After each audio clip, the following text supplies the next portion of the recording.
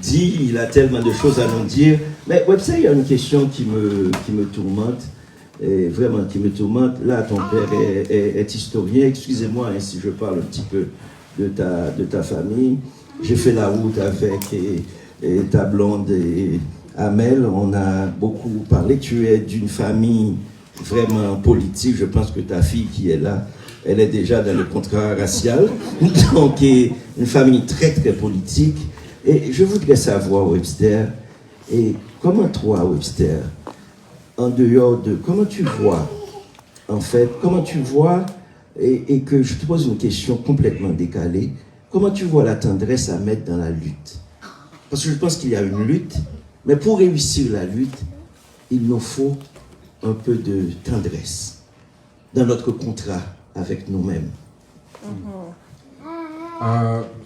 Déjà, merci. Merci d'être là. Et avant de répondre à la question, j'ai pas le choix de faire mon rapport puis d'envoyer des shout-outs, de donner les crédits. Merci à la librairie Pantoute de nous recevoir.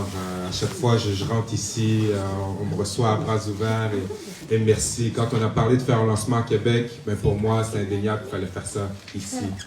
Salutations à mes gars de Lilou, les gars avec qui je rappe depuis qu'on est tout jeune, on est ensemble. Je vois Locke, Andrea, Seth, Larry, Denji Denj, JC, Pierrick, ça c'est mes gars de toujours. Et sur mes parents chers, Claire, mis au monde, ma femme, Amel, la gang de Parc Canada avec qui j'ai travaillé pendant 10 ans. Et je vois Jacinthe qui est là. Je tiens à le dire parce que à l'époque, j'étais dans le rap, je rappais beaucoup. Puis à un moment donné, Jacinthe m'a dit « Mais pourquoi tu prends pas une sabbatique? Prends une sabbatique, arrête ta job pendant genre 6 mois, 1 an, puis vois ce qui se passe. » Et c'est ce que j'ai fait. Et j'ai réussi à faire un métier de ma passion. Merci Jacinthe, et je t'en serai toujours reconnaissant. Ce livre-là n'existe pas sans toi. C'est toi qui m'as donné une petite clé. Et il y a Jocelyne qui est là, Reynald, l'autre Jocelyne aussi. La gang de Trois-Rivières, les philosophes de Trois-Rivières ont fait la route pour venir au lancement. Avec Naïma qui est là. Et leur présence est importante parce que Naïma et Riowa m'ont accompagné du point de vue philosophique. Parce que je vais revenir plus tard et je vais répondre à la question, je n'ai pas oublié. Hein. Mais pour moi, c'est important de déposer les crédits avant d'aller plus loin. Mais, comme je vous dis, je vais revenir, mais je ne suis pas un philosophe, je ne suis pas un traducteur. Et Naïma et Riowa m'ont accompagné du point de vue conceptuel, du point de vue philosophique. Encore une fois, le livre n'existe pas sans vous non plus. J'en parlerai un peu plus tard de notre aventure. Mais pour revenir à la question de la tendresse, je pense que faut... La tendresse est incontournable, c'est-à-dire que je pense qu'il faut avoir une vision inclusive de ce que nous sommes. Il faut y aller avec amour, l'amour des autres, l'amour de soi, l'amour de notre environnement, et c'est ça qui peut nous permettre d'aller plus loin. Et je pense que c'est en lien avec la tendresse pour l'humanité, la tendresse pour le genre humain, la tendresse pour ce que nous sommes, et surtout la tendresse pour le projet de société qu'on voudrait voir. Et souvent, on en parle avec Amel qui m'appuie beaucoup dans ma démarche, et on parle beaucoup un peu d'optimisme révolutionnaire. C'est-à-dire que quand on voit que tout va mal, on voit le gouvernement de la CAQ, on voit... ça y est, c'est déjà déposé, ça fait 3 minutes, et c'est déjà déposé sur la table. Mais c'est des choses qui nous découragent. Puis on dit, mais qu'est-ce qui reste? Qu'est-ce qui reste? Et je me suis beaucoup basé, à nommer beaucoup de penseurs. Et il y en a un qui me revient souvent en tête, c'est Huey P. Newton, qui a fondé les Black Panthers aux États-Unis. Et lui, un livre qu'il a écrit un peu biographique, c'est Revolutionary Suicide. C'est-à-dire de faire la révolution même si on sait qu'on ne risque pas d'en voir le bout. De se battre même si on sait qu'on ne risque pas de gagner, ben on se bat. Et pour moi, c'est un peu comme ça que j'approche, c'est-à-dire l'optimisme révolutionnaire. On n'a pas le choix d'être optimiste. On n'a pas le choix de plonger, on n'a pas le choix de travailler, de construire. Peut-être qu'on n'en verra pas le bout, mais on n'a pas le choix de le faire. Et c'est pour moi que la tendresse, finalement, rentre dans le processus. Maintenant, Charlemagne, le contrat racial, est-ce que tu peux nous dire, bon, 2-3 phrases, qu'est-ce qui a frappé dans ce livre-là? Pourquoi Mbaye parlait d'outils théoriques, et j'aime beaucoup. En fait, il citait Audre Lorde en disant que c'est une phrase un slogan, une espèce de... Tous les jours, je vis avec ça, qui dit « Les outils du maître ne peuvent pas aider à détruire la maison du maître. Vous ne pouvez pas détruire la maison du maître avec les outils du maître. Il faut créer vos propres outils pour avancer avec le décolonial. Donc, il faut vraiment creuser. Et quand, en lisant, en fait, beaucoup de gens parlent de la Bible, en lisant le contrat racial, beaucoup de gens prennent ce livre comme une référence vraiment indépassable. Webster, qu'est-ce qu'on peut dire à des gens qui nous écoutent? Parce que moi, j'aurais aimé que chaque personne ici sort avec 50 livres, 200 livres, même s'il ne paie pas à la librairie, c'est pas un problème, on s'arrangera après. Vous les volez, etc. On s'arrangera après, parce qu'en politique, les gens savent ce que ça veut dire voler. Peut-être que nous, on peut commencer à regarder comment faire circuler ce livre. Qu'est-ce qu'on peut dire pour les enflammer? Parce que moi, j'aimerais bien, qu'est-ce que toi, tu as reçu? Je pense que tu as été enflammé par le message de Mills en lisant ce livre. Qu'est-ce que ça a transformé chez vous? Qu'est-ce que vous voulez dire aux autres? C'est un livre auquel, déjà, je ne m'attendais pas. C'est-à-dire que je ne le cherchais pas et je suis tombé par hasard sur ce livre-là. La même histoire que je raconte depuis toutes mes entrevues, depuis 3 semaines. C'est que je participais à un panel de l'UNESCO sur l'impact de la COVID-19 sur les communautés racisées. Et j'ai voulu cadrer mon allocution autour du lien entre le racisme et la médecine. Parce que pendant longtemps, la médecine a eu des billets racistes envers les personnes racisées. Et il y a même des maladies qui étaient inventées, comme je cite souvent la drapétomanie, qui a été inventée par un médecin américain du nom du docteur Samuel Cartwright. Et la drapétomanie, c'est la propension pour les personnes asservies, pour les esclaves, à s'enfuir.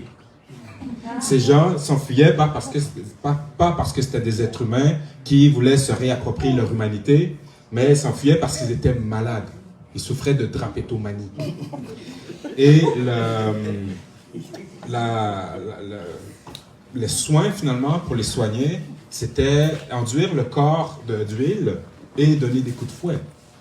C'était ça. Il y avait une autre maladie qui était la dysesthésie éthiopique, qui était la propension pour les personnes asservies à ne pas vouloir travailler. Donc, encore une fois, ce n'était pas des gens qui voulaient se réapproprier leur humanité, qui étaient sur un acte de résistance, mais des gens qui étaient malades, parce qu'ils étaient perçus comme des sous-personnes. Et donc, en faisant cette recherche-là, je tombe sur une phrase, le contrat racial de Charles Mills. Je dis, mais attends un instant, comme je connais le contrat social, mais c'est quoi le contrat racial? Et donc, tout de suite, j'ai commandé le livre, je l'ai lu, et quand j'ai fini de le lire, ça tombait exactement avec l'assassinat de George Floyd à Minneapolis, fin mai. Et par la suite, j'ai été sollicité pour plusieurs entrevues, et c'est comme si ça m'a permis de cadrer la discussion, donner vraiment des outils conceptuels pour mieux décrire. Et même mon père, il parle toujours maintenant, il y a une expression, il dit c'est millsien. Quand on voit des choses en lien avec cette histoire-là, avec le racisme, il dit ah, ça c'est millsien. Et je parlais avec Myriam justement à l'instant, puis elle me disait c'est comme si ça remplit un trou. Elle dit ça remplit un trou, c'est comme si ça donne justement des mots, ça donne des outils, ça donne un cadre conceptuel. Et donc, moi n'étant ni philosophe, ni traducteur, donc je vous énonce ma double imposture ici par rapport à ce bouquin.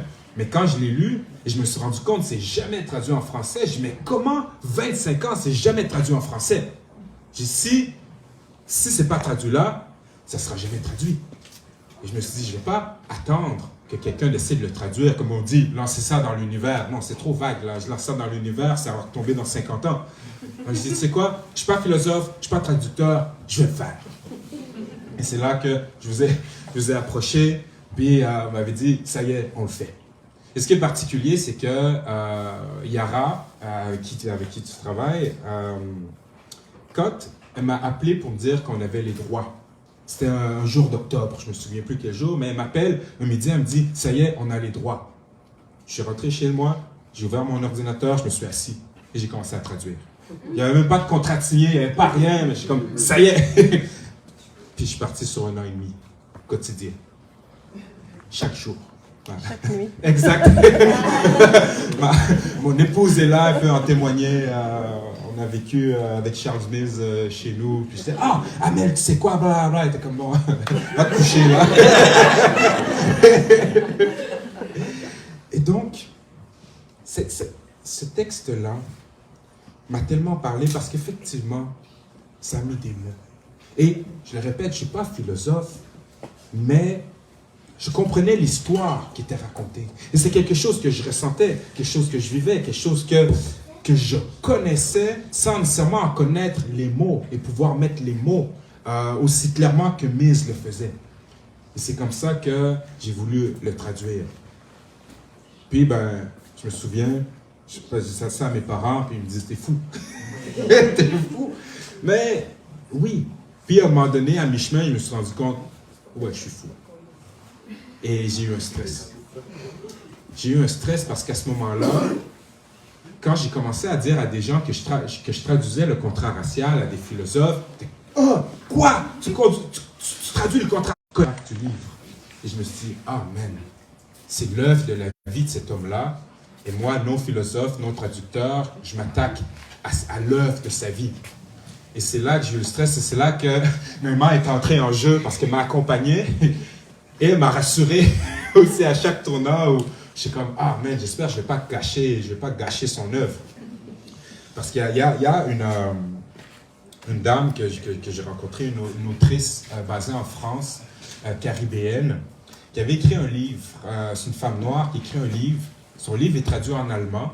Et elle s'en va en tournée promotionnelle en Allemagne. Et elle rencontre tous les afro-allemands, afro-germaniques qui lui tournent le dos, qui lui font la gueule. Puis elle se rend compte que finalement, son livre avait été mal traduit. Son livre a été mal traduit.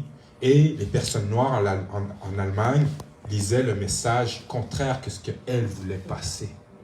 Et là, je me suis mis à être hanté par cette femme-là. Et je suis comme, yo, je ne peux pas faire ça à Mills, je ne peux pas lui faire ça. Et donc, c'est là que le stress est entré.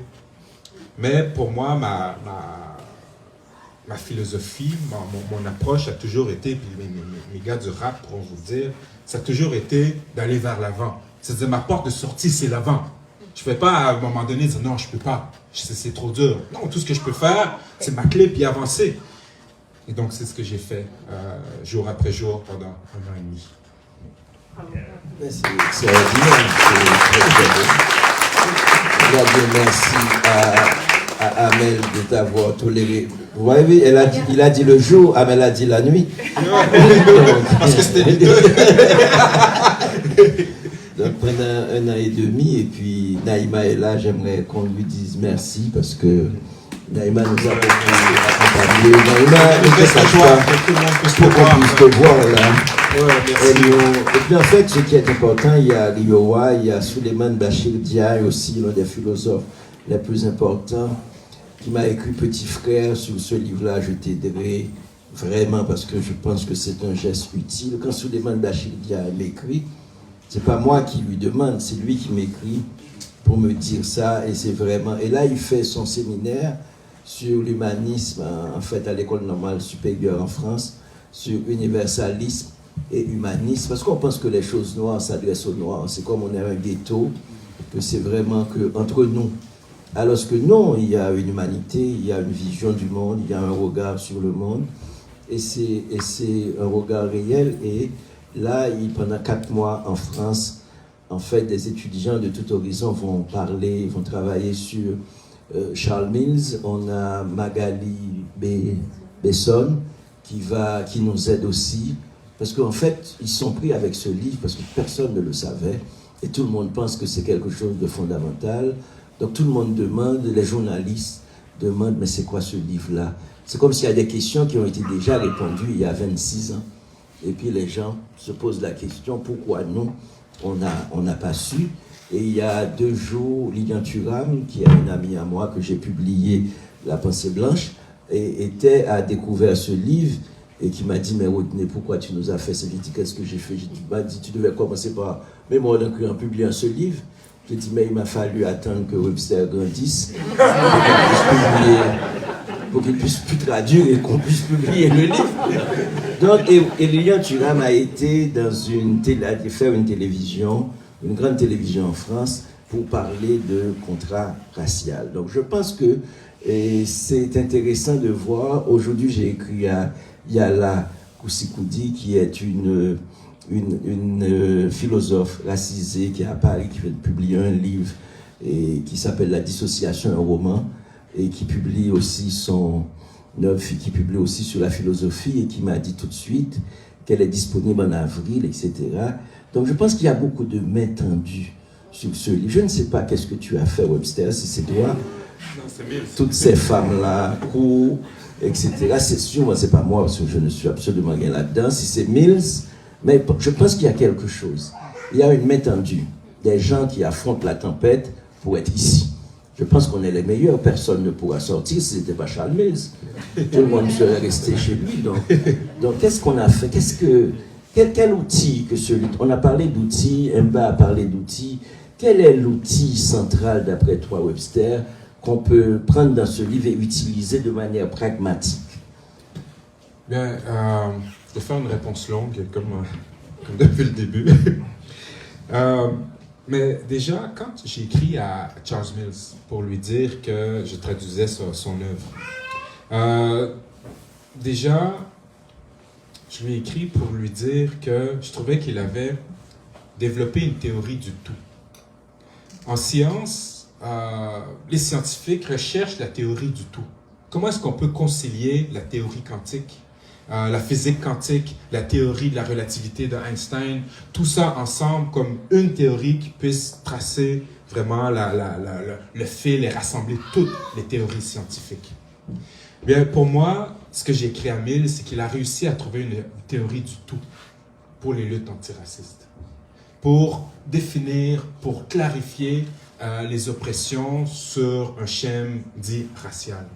Parce qu'il a réussi à concilier l'histoire, la philosophie, l'économie, l'ethnologie, toutes les manières de penser et de théoriser cette histoire-là, ou du moins ces dynamiques-là, de tout rassembler dans le dit contrat racial. Ce contrat racial, en fait, c'est comment... Et je vais vous lire des extraits tantôt, mais en gros, c'est comment est-ce que la notion de race est à la base du monde moderne. Comme donner un exemple, l'esclavage transatlantique des Africains, la dépossession territoriale autochtone, le génocide des Autochtones dans les Amériques, a permis à l'Europe d'entrer dans la révolution industrielle et d'ainsi coloniser le reste de la planète. Et tout ça a suivi une dichotomisation de l'être humain. On est passé à la théorisation de la personne et de la sous-personne, qui suit un schème racial blanc, non blanc. Et c'est cette déshumanisation des sous-personnes qui a permis justement de faire l'esclavage, de faire la colonisation. Passer ces étapes-là, ça a permis la ségrégation, ça a permis des schèmes d'exclusion sociale. Et ce contrat-là, on le voit très clairement, admettons, avec l'histoire des États-Unis. Et on a souvent de la difficulté à voir notre propre histoire. Comment est-ce que ça peut s'appliquer dans notre histoire ici, au Québec et au Canada? Parce que notre proximité aux États-Unis nous a créé une espèce de myopie historique que jusqu'à aujourd'hui, on a de la difficulté à voir notre esclavage qui a eu lieu ici. On a de la difficulté à nommer la ségrégation qu'il y a eu ici. Parce que oui, il y a eu de la ségrégation ici aussi. Pas une ségrégation institutionnalisée, comme dans le sud des États-Unis, où est-ce que c'est dans les lois, où est-ce que on voit les pancartes colored only, white only, mais une ségrégation en pratique. Et par exemple, les exemples que je donne toujours, le théâtre Lowe's à Montréal, où les Blancs s'asseyaient au parterre, les Noirs s'asseyaient au balcon. Et il y a eu une lutte aussi à travers les tribunaux contre ces pratiques ségrégationnistes-là. Je pense à Fred Johnston en 1898 contre l'Académie de musique, Norris Augustus Dodson et Saul Reynolds, ou Fred Christie dans les années 1930, qui va poursuivre la taverne New York du Forum parce qu'on refuse de le servir parce qu'il est noir. Donc ce sont des pratiques qui vont exister ici aussi, mais on a, pour utiliser les termes de Mills, construit une épistémologie de l'ignorance. On a construit notre propre ignorance par rapport à ces questions-là. Et ce qui fait qu'encore aujourd'hui, on dit « Ah, il y a eu de l'esclavage ici. Ah ouais. Ah, il y a une présence noire ici, une présence africaine ici depuis 1629, le projet 1629. » Ben, c'est ça, c'est qu'en fait, il y a cette présence-là depuis des siècles, mais elle a été occultée de par ce dit contrat racial-là. Donc, on a notre propre contrat racial au Québec et au Canada. On a eu nos propres schèmes d'exclusion, mais il faut pouvoir les remettre à la surface si on veut pouvoir aller plus loin. Et c'est ce que Mills dit. Ce contrat racial, cette manière de décrire notre manière dont nos sociétés ont été construites, mais c'est de voir où est-ce que ça bifurquait à gauche, entre guillemets, et pouvoir redresser le chemin. Et ce que Mills dit, en fait, c'est que le racisme, dans l'éclosion, dans la construction de ces sociétés-là, n'est pas une anomalie, mais une norme. Le racisme n'est pas une anomalie, mais une norme dans la construction des sociétés liées à la colonisation et la domination occidentale du monde. Mais à partir du moment où est-ce que on le sait, on l'apprend, ça nous permet d'aller autre part. Ça nous permet de déconstruire cette société-là, de déconstruire, de se déprogrammer pour passer à autre chose. Et je vais revenir dans les extraits que je lirai. Démocratiquement, en fait, j'aurais aimé passer la parole au public parce que je pense que Charles Mills a parlé, Webster a parlé, Monsieur Bay a parlé. T'as parlé. J'ai parlé. Donc, en fait, j'aurais aimé vous entendre.